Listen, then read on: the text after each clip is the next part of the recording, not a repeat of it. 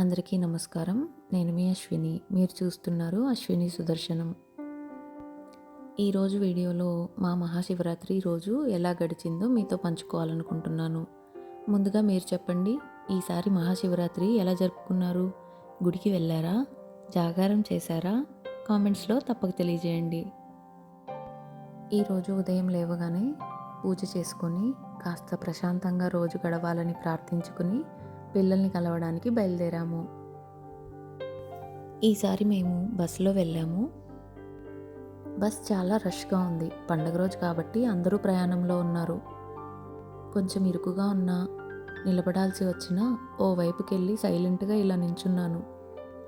మనసులో పిల్లల్ని కలవబోతున్నాను అనే ఉత్సాహం వల్లో, చుట్టూ ఉన్న ఈ ప్రకృతిని గమనించడం వల్లో తెలియదు కానీ అంత అలసటగా ఏమీ అనిపించలేదు. దారికి ఇరువైపులా ఉన్న ఈ వెదురు చెట్లు ఎంతో అందంగా వంగి దారిని డెకరేట్ చేసిన ఒక ఆర్చ్ లాగా అనిపించింది నాకు.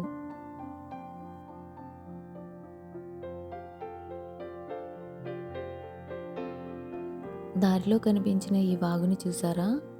వర్షాకాలంలో గలగలా పారేటి ఏరులా సాగుతూ ఉండింది.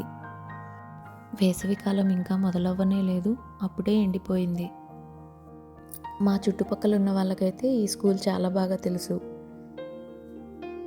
నాకు ఈ స్కూల్ని చూడగానే నాకు మా చిన్నతనంలోని మా స్కూల్ గుర్తుకు వచ్చింది. ఎప్పుడైనా మా స్కూల్ ఉన్న దారిలో వెళ్ళినప్పుడు అది కనిపించినంత దూరం అలాగే చూసేదాన్ని. ఇప్పుడు ఈ స్కూల్ని చూసినప్పుడు కూడా నాకు ఆ మెమొరీస్ అన్నీ గుర్తుకు వచ్చాయి. అలా అడవి అందాల్ని, పంట పొలాల్ని దాటుకుని మొత్తానికి తిరుపతి చేరుకున్నాము. అప్పటికే మధ్యాహ్నం అవడంతో భోంచేసి పిల్లల దగ్గరికి వెళ్ళాం. వీరిద్దరే నా పుత్రరత్నాలు. ఎడం వైపునున్నదేమో పెద్దోడు ధను, కుడివైపునున్నదేమో చిన్నోడు నిహి. ఇక్కడ డిస్కషన్ ఏంటంటే వీళ్ళిద్దరూ షార్ట్ పుట్ ఆడతారు స్కూల్లో. ధను ఇలా వేస్తాడు అని వెటకారంగా చెప్తున్నాడు మా చిన్నోడు. నువ్వెలా వేస్తావంటే ఇలా విసురుతాను అని చెప్పాడు. నేనన్నాను, అవునరా, వాడు అలా వేసినందుకే వాడికి గోల్డ్ మెడల్ వచ్చింది, నువ్వు ఇలా వేసినందుకు నీకు బ్రాంజ్ మెడల్ వచ్చింది అని. ఇక్కడ మా చిన్నోడు పెద్దోడిని అన్న అని ఎన్నిసార్లు పిలవమని చెప్పినా కానీ వాడికి ఎందుకో అలవాటు కాలేదు. ఎంతసేపు ధను అనే పిలుస్తాడు. మేబీ చిన్నప్పుడు మేము ఎలా పిలుస్తున్నామో అది చూసి నేర్చుకుని తర్వాత సడన్గా అలా చేంజ్ అవ్వాలంటే అవ్వకపోయిందేమో వాడికి. నేనైతే ఫోర్స్ఫుల్గా చాలాసార్లు చెప్పాను, అలా అనకూడదు, అన్న కదా, నీకంటే పెద్ద కదా, అన్న అని పిలువు అని. నేను అలా చెప్పినప్పుడు 1-2 రోజులు పిలుస్తాడు, మళ్ళీ మామూలే. మా పెద్దోడు కూడా వాడు నన్ను అన్న అంటుంటే ఏదోలా ఉంది అని చెప్పాడు. సర్లే, వాళ్ళిద్దరు అలా అలవాటు అయ్యారు అని చెప్పి వదిలేశాను.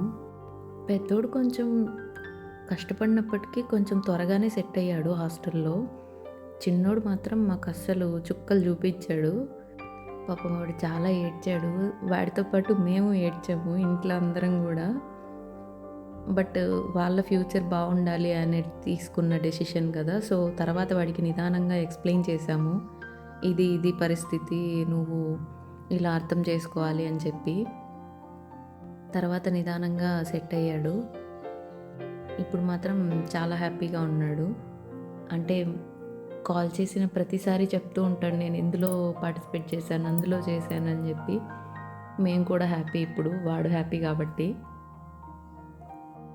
ఇక్కడ మా పెద్దోడు ఇందాక స్వీట్ పెడుతుంటే అబ్బా చాలా స్వీట్గా ఉంది అని చెప్పి అన్నాడు. వాడికి స్వీట్స్ అంటే పెద్దగా ఇష్టం ఉండదు, అందుకే వాడికి స్నాక్స్ తీసుకొచ్చాము.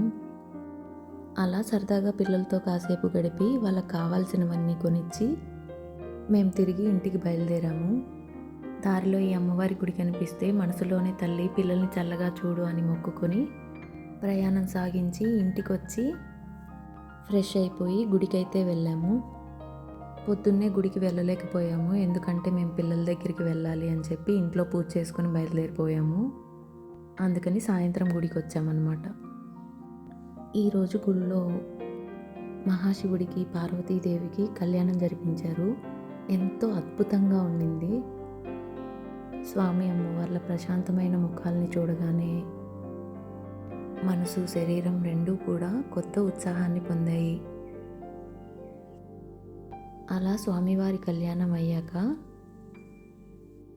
భక్తులందరూ స్వయంగా స్వామి అమ్మవార్లని సేవించుకోవడానికి ఒక చోట పెట్టారు. అలా నేను కూడా స్వామి పాదాలని తాకి మనస్ఫూర్తిగా నమస్కరించుకుని స్వామి అమ్మవార్ల ఆశీర్వాదాన్ని పొందాను. ఇలా మా మహాశివరాత్రి రోజు పూర్తయింది. రష్గా ఉన్న బస్ జర్నీ, ప్రకృతి అందాలు, పిల్లలతో గడిపిన మధుర క్షణాలు, మహాశివుడి దర్శనం, స్వామి అమ్మవార్ల కళ్యాణం, రోజు మొత్తం ఒక అందమైన జ్ఞాపకంగా మిగిలిపోయింది. మరో మంచి వీడియోతో మళ్ళీ కలుద్దాం. అంతవరకు సెలవు. నమస్కారం.